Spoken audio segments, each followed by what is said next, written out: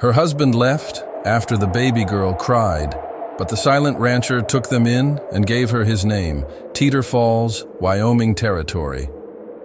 December 1879. The wind moved like a restless spirit across the prairie, dragging dust and dry weeds in its wake. Overhead, a hawk circled against a sky bruised purple with the weight of a dying sun. Silence lay thick on the land, the kind of silence that feels like it's listening, waiting. Inside the weather-beaten ranch house, Clara's breath came in ragged gasps, each one like cloth tearing against stone. Her hair clung damp to her temples, her hands clutched the blanket twisted beneath her. The wooden floor creaked under the weight of her struggle, and sweat dripped down her pale face as the storm of labor raged through her body. James sat near the doorway, shoulders hunched, one boot scraping the floor in an impatient rhythm. His eyes, pale and hard as river ice, flicked now and then toward his wife, then away. He wasn't there to comfort. He was waiting for what he believed was owed him. The cries that finally broke the stillness weren't Clara's.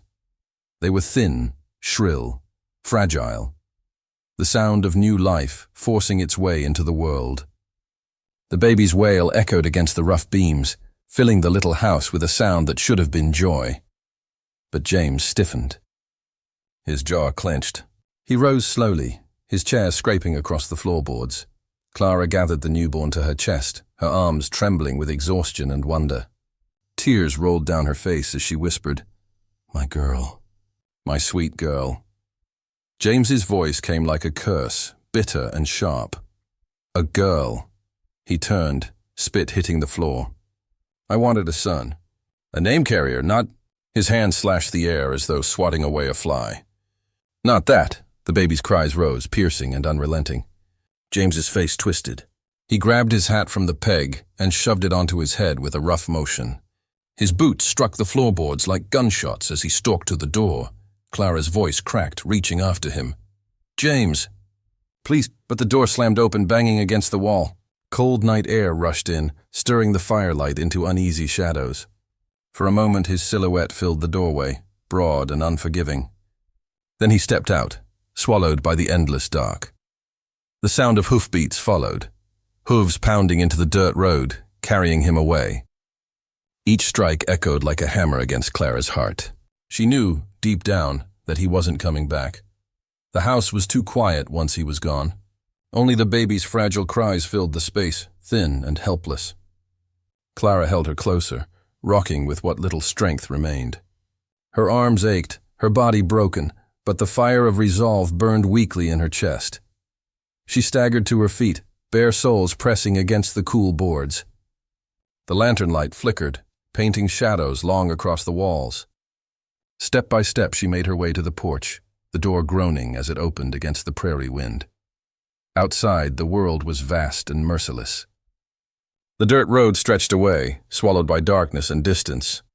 James was gone, his figure already consumed by shadow, his choices written in dust. Clara sank against the porch post, her knees weak, her newborn pressed tight against her breast. The baby's cries trembled in the air, mixing with the wind, with the distant call of coyotes on the ridge. She looked down at the tiny face, red, scrunched, alive, and felt the tears sting her eyes.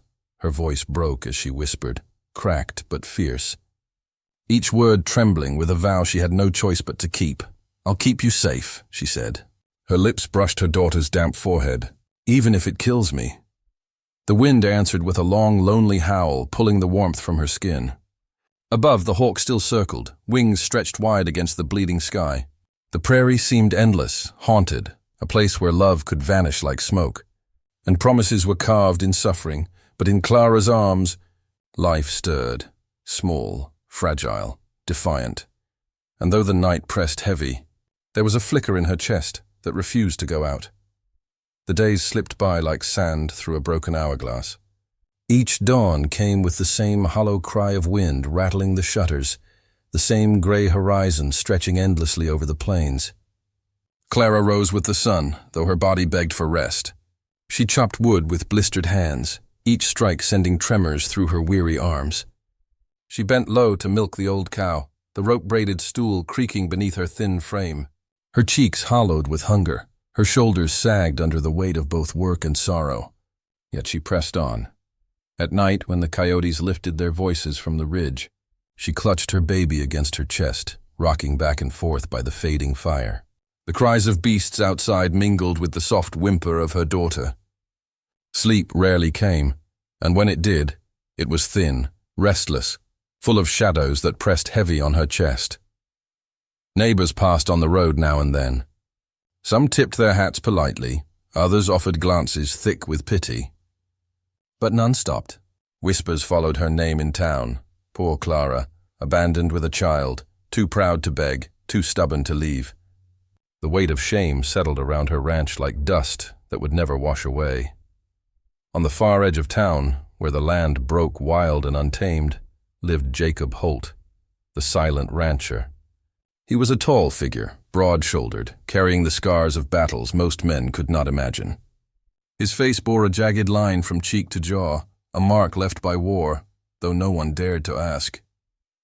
He spoke rarely, and when he did, his words fell heavy like stones dropped into still water. He kept to himself, mending his fences, working his horses, walking alone with the silence that seemed stitched into his bones. Yet even in his solitude, his eyes did not miss. From a distance, he noticed Clara's struggle, the way she limped when carrying water, the stoop of her shoulders under bundles of wood, the lantern burning too long into the night, as though she fought back darkness with sheer will. Something about that fragile light in the window drew his gaze, though he never admitted it. The storm came sudden one evening, sweeping across the plains with the rage of something ancient. The sky split with lightning, thunder rolling low and heavy across the earth. Rain hammered the roof, turning the dirt yard into rivers of mud. Clara, desperate to draw water before the barrel ran dry, fought against the storm. She dragged at the heavy pail, her arms trembling, her skirts soaked through. The wind clawed at her hair, the baby's thin cries piercing from inside the house. Her strength failed. She slipped, the rope tearing through her palms as the bucket dropped. She collapsed into the mud, her body giving way at last. The storm raged around her, merciless. It was Jacob who found her. His lantern light cut through the rain, a steady glow against the chaos. He saw her crumpled in the mud, hair plastered to her face, the baby's cries echoing from the doorway. He didn't speak. Words were useless against a storm like this. He moved to her side, lifting her into his arms with a strength that seemed immovable. Clara's head rested against his chest, her breath faint, her skin cold from the rain. He carried her through the storm, each step firm and certain. Inside the dim house, the fire had nearly died. Jacob knelt, set the baby gently by the hearth, then stoked the flames until warmth grew again. Clara stirred weakly, her lips parting as though to speak, but no words came. Jacob removed his coat, heavy and worn, and laid it across her trembling frame. His silence was not absence. It was presence, steady, solid. The baby's cries softened in the heat of the fire, her tiny fists unclenching. Clara's eyes fluttered open, hazy with exhaustion. She saw him there, sitting by the firelight, shadows cut deep across his scarred face. He did not stare at her with judgment. He did not ask for thanks. He simply was. For the first time since her world had cracked open, Clara felt something she hadn't known she was missing. Not safety, not love, not yet, but presence. A man's silence that was not cruel or empty, but kind. Her lips trembled. The words she managed were barely a whisper. "Why?" Jacob's gaze stayed on the fire. His voice came low, gravel and smoke. "Storm don't care for reasons." Then he fell quiet again, the flames dancing in the hollow between them. And in that silence, Clara found the smallest measure of peace. The prairie never kept a secret for long. Wind carried more than dust. It carried words. In town, beneath the warped beams of the saloon and along the wooden boardwalks, whispers spread like wildfire. Jacob Holt's taken in that woman. They say she lives under his roof. A man like him, scarred, cursed, and silent. And her, left by her husband, ain't proper. Laughter followed, bitter and sharp as broken glass. Church matrons shook their heads, their prayers thick with judgment. Men spat tobacco and muttered how shameful it was. A woman, legally bound to one man, now leaning on another. The story twisted in mouths until it became scandal. Until Clara's name turned into something they chewed and spit into the dirt. Clara heard it in their stares more than their words. In the way the general store went quiet when she entered, in the way two women stepped aside, whispering behind gloved hands. Each glance pressed heavier on her shoulders. She feared more than shame. She feared the words reaching James. He might be gone, but his claim on her remained like a noose waiting to tighten. Back on the ranch, life took on a rhythm marked by Jacob's quiet strength. He arrived early some mornings without being asked, hammer in hand to mend broken fences. He brought feed for the old cow, his boots thudding steady across the yard. He said little, but his silence was not empty. It was full of intent. Clara watched him from the window as he lifted heavy bales with ease, as he guided the horses with calm authority. He never demanded, never questioned, never judged. He simply worked, a man shaped by loss and war, giving what he had left. Presence. The baby felt it too. Her cries, sharp and endless, often softened when Jacob lifted her into his broad arms. She would settle against his chest, tiny fingers curling into the fabric of his shirt, lulled by the steady beat of his heart. Clara saw it once, her daughter laughing, a soft bubbling sound, as Jacob tilted her gently against the light. For a moment it struck Clara like a blade of warmth. A father's steadiness, a man's quiet tenderness, something she hadn't thought her daughter would ever know. It frightened her, that warmth. She told herself it was gratitude, nothing more. But gratitude doesn't linger in the chest like that. Gratitude doesn't make the heart ache when the sun dips low and the world feels too wide. One evening, the sky bled red as the sun sank into the horizon, painting the land in shades of fire and blood. Clara stood by the fence, the baby against her hip, watching Jacob repair a broken post. His movements were slow, deliberate, each strike of the hammer echoing into the stillness. When he finally set the tool aside, he stood tall, shoulders squared against the burning sky. For a long while, silence stretched between them, filled only by the creak of wood and the soft whimper of the baby. Then Jacob spoke, his voice gravel and smoke, low but steady. "She deserves a name worth carrying." The words struck harder than the hammer had. Clara turned sharply, eyes wide. It wasn't just about the baby, it was about her. About the both of them. About names, legacies, belonging. She opened her mouth, but no words came. The baby shifted in her arms, as if sensing the weight in the air. Clara's heart pounded, her breath catching. Jacob's gaze stayed fixed on the horizon, as though he couldn't bear to look at her. He had offered something more than protection, more than presence. He had offered his name. Clara trembled. To accept meant more than gratitude. It meant defiance, against James, against the church, against every whispered word in town. It meant stepping into forbidden ground, into something tender and dangerous all at once. Her throat tightened. She wanted to speak, but fear pressed against her ribs, cold and sharp. She clutched her baby closer, searching Jacob's scarred face for an answer she couldn't yet give. The sky darkened, the last light slipping away. Jacob picked up his tools without another word, walking toward the barn with the same steady stride as always. His silence lingered behind him, heavy with what had been spoken and what hadn't. Clara stood frozen, the baby's soft breath against her neck, her own heart storming like the clouds gathering on the horizon. She knew life had shifted, though nothing had been decided. The prairie held its breath, waiting for the storm to break. The prairie had begun to soften for Clara just a little. Days slipped into something almost resembling peace. Jacob's steady presence, the rhythm of chores shared, the laughter of her baby cutting through the loneliness. For the first time since James had ridden away, the silence of the ranch didn't feel like a grave. It felt like shelter, but shadows have a way of finding cracks. Word spread before the night fell heavy. James was back. He had ridden into town with whiskey on his breath and bitterness boiling in his veins. In the saloon, under the flickering lanterns and haze of smoke, he spat venom into the floorboards. "She's mine," he snarled, slamming his fist against the counter, rattling glasses. My wife, my blood in that crib. Ain't no scarred drifter taking what's mine.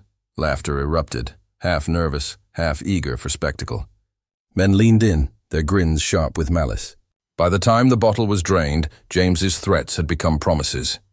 He would reclaim his wife, reclaim his child, and he'd spill the silent rancher's blood to do it. The gossip traveled faster than fire on dry grass. By dusk, it reached Clara. Her fragile peace cracked like thin ice. Her hands shook as she held her daughter, fear pressing into her bones with the old, familiar weight. She had known James's cruelty, his temper. This wasn't bluster. It was storm. When the sun fell and shadows swallowed the land, Jacob came. He said nothing, only carried his rifle to her porch and sat. The wood groaned beneath his weight, the barrel resting across his lap, his scarred face lit by the thin silver of moonlight. Clara watched him through the wavering glass of the window. The baby slept fitfully in her arms, her tiny chest rising and falling like fragile wings. Outside, Jacob's eyes burned with something that wasn't anger, but a vow carved deep. He wasn't just protecting her, he was preparing. Preparing for war if war came to the door. She pressed her forehead against the cool glass, tears slipping silently down her cheeks. This man, who had spoken so few words, carried more promise in his silence than James ever had in all his shouting. The night deepened. Coyotes howled on the ridge, their voices ragged against the dark. The air grew heavy, thick with the scent of dust and the threat of rain. Somewhere in the distance, hoofbeats began to echo, a low, steady thunder rolling closer. Clara stiffened. She could feel it before she heard it fully. The sound of men riding together, the rhythm too steady to be chance. She clutched her baby tight, her whispered prayers trembling against the child's hair. Outside, Jacob rose slowly from the porch. His figure cut against the moonlight, tall and unyielding. He checked the rifle, the metallic click sharp in the silence. His boots planted firmly on the boards, shoulders squared toward the horizon where fire flickered. Torches. Clara's breath hitched as she saw them. A line of lights moving like angry stars across the prairie, bobbing with the motion of horses. They grew closer, the hoofbeats louder, until the ground itself seemed to shake beneath their weight. The baby stirred, then began to cry, soft at first, then rising, her wails cutting through the tension. Clara rocked her desperately, whispering, "Hush, baby. Hush, please." But the cries only grew, joining the storm outside. The torches neared, their glow painting the prairie in hues of fire and fear. Shadows of riders stretched long against the land. James's voice carried even before his face came into view, raw and hateful. "Clara, you're mine!" Jacob stood at the edge of the porch, silent as stone, his rifle a dark promise in his hands. He didn't flinch, didn't shift. He was the storm's wall, immovable. Inside, Clara pressed her baby to her chest, tears streaking her cheeks as the hoofbeats grew to a roar. The sound consumed the night. Horses, fire, shouts, the cries of her child. The chapter closed with the thunder of horses filling the air, the ranch swallowed in stormlight and fury. The baby's sobs merged with the pounding hooves, a chorus of fear rising against the prairie sky. The night split open with firelight and fury. Torches blazed in the fists of James and his riders, their silhouettes jagged against the stormy sky. The hoofbeats slowed as they reached the ranch gate, the mob spreading wide. Voices rising with curses and threats. James rode at the front, whiskey sweat glistening on his face, his hat tipped low over eyes that burned with possession. He spat into the dirt, his words a blade. "Clara, bring me what's mine. My wife, my child. You think some scarred ghost of a man can take her from me?" The riders jeered, laughter coarse and cruel. Their torches lit the fences, casting long skeletal shadows across the land. But Jacob Holt did not move. He stood at the gate like stone carved from the earth itself, his rifle steady in his hands, his silence heavier than all their shouting. The firelight caught the scar that tore across his cheek, making him look less like a man and more like a warning. James sneered. "What's the matter, Holt? Too dumb to talk? Or too scared to fight?" Still, Jacob said nothing. The only sound was the baby's muffled cry from inside the house, carried on the wind like a ghostly plea. Clara held her daughter against her chest, heart pounding as she pressed her forehead to the door. She could see Jacob through the cracks, immovable, unshaken. The silence stretched until James snapped. With a roar, he spurred his horse forward. Dust flew as he charged, pistol drawn, his men shouting behind him. Jacob's rifle fired once. The bullet tore into the dirt at James's horse's hooves, exploding soil into the air. The beast reared, neighing, nearly throwing James from the saddle. The mob stilled, the echo of the shot ringing across the prairie like thunder. "God Almighty!" one of the riders muttered, his torch flickering in his trembling hand. Jacob lowered the rifle but did not break his stance. His silence spoke louder than a sermon. Another step, another bullet, and this one would not miss. It was then Clara stepped outside. Her legs trembled, but she carried her child with a strength she did not know she possessed. The lantern light from the porch cast her in a fragile glow, her hair damp with sweat, her eyes fierce despite the tears brimming there. Her voice cracked at first, but it rose, each word cutting sharper than the next. "He left us," she cried, her gaze sweeping the crowd. "He left us to starve, to die. And when we were alone, it was this man who kept us alive. He carried us out of the storm, fed us, kept my child breathing when no one else would." The mob shifted, unease crawling over them. James's face twisted, but Clara pressed on, her words trembling, yet unbreakable. "She is not his blood anymore. She is his daughter now," gasps rippled through the riders. Some turned their eyes away, shame flickering beneath their bravado. The church, the law, the gossip of the town, all of it crumbled against the raw truth of a mother's voice. James's face darkened to crimson. With a howl, he leapt from his horse and lunged toward Clara, spittle flying from his lips. But Jacob was already there. The rifle clattered to the ground as Jacob's fist met James's jaw with the force of a hammer. Dust exploded around them as James crashed into the dirt. He staggered up, roaring, swinging wild punches fueled by liquor and rage. Jacob absorbed them with the stillness of stone before answering with strikes precise and brutal. The men formed a circle, torches raised high, the fight lit by fire and fury. Clara clutched her child, tears streaming, her prayers spilling into the night. James lunged again, blade flashing in the firelight. But Jacob caught his wrist, twisting hard until the knife fell useless to the ground. With one final blow, his fist driving into James's chest like thunder, Jacob sent him sprawling into the dust, broken, wheezing, his pride shattered in the silence that followed. The prairie grew still. Even the torches seemed to flicker weaker, as though the land itself bowed to what had been decided. James lay gasping in the dirt, his men looking on, their courage dissolving like mist. One by one their torches dipped low. None stepped forward. None dared. Jacob stood above James, blood streaking his face, his breath heavy but unbroken. Slowly, he turned toward Clara. The firelight softened against him, making the scar on his face seem less like a wound and more like a mark of survival. For the first time, his voice carried across the night. Low, gravel and smoke, but steady as bedrock. "No man leaves what I claim." The words hung in the air, final and immovable. The riders shifted uncomfortably, some ashamed, others awed. James groaned, face buried in the dirt. The fight bled out of him. Clara's tears fell freely, but her grip on her child tightened with something new. Not fear, but hope. The vow in Jacob's words wrapped around them both, stronger than law, stronger than blood. The mob broke, their torches fading one by one into the night until only the stars remained. Dust settled. The silence returned, but it was no longer empty. It was a promise. The first light of dawn stretched across the prairie like a gentle hand, brushing gold over the fields and fences that had once seemed so cold and unwelcoming. The storm was gone, its fury washed away, leaving only the scent of wet earth and sun-warmed dust. Silence here was no longer heavy. It was soft, warm, and carrying promise. James was gone. Rumor had it he rode out before sunrise, humiliated, defeated, his pride broken beneath the weight of Jacob's unwavering stand. The whispers that had haunted Clara faded with him, leaving only respect in their place.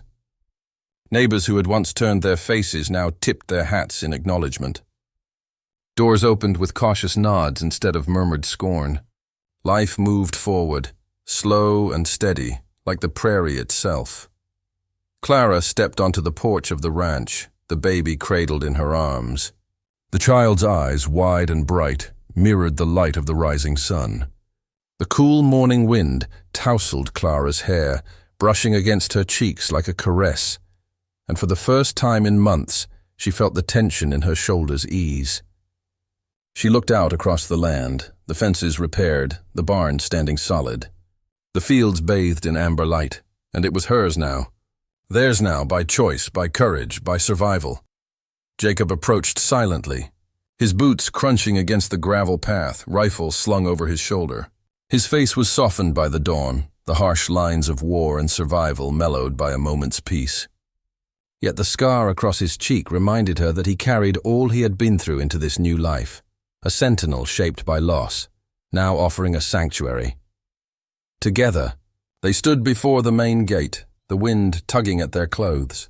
Clara reached for a plank of wood, rough and unpolished, and together with Jacob, they carved the name of the ranch.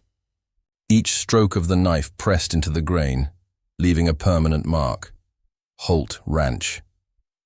Her hands trembled slightly, both from the morning chill and the weight of what the name meant.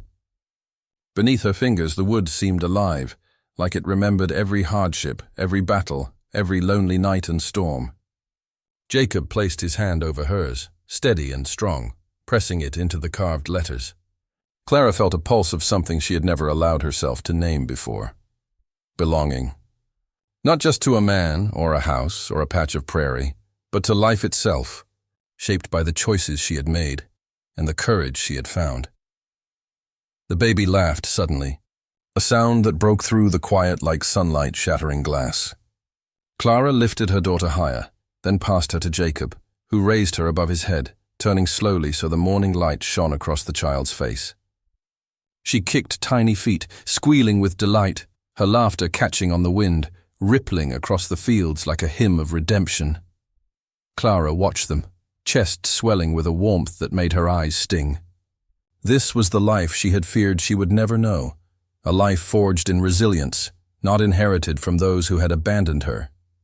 She realized that the world was not always cruel.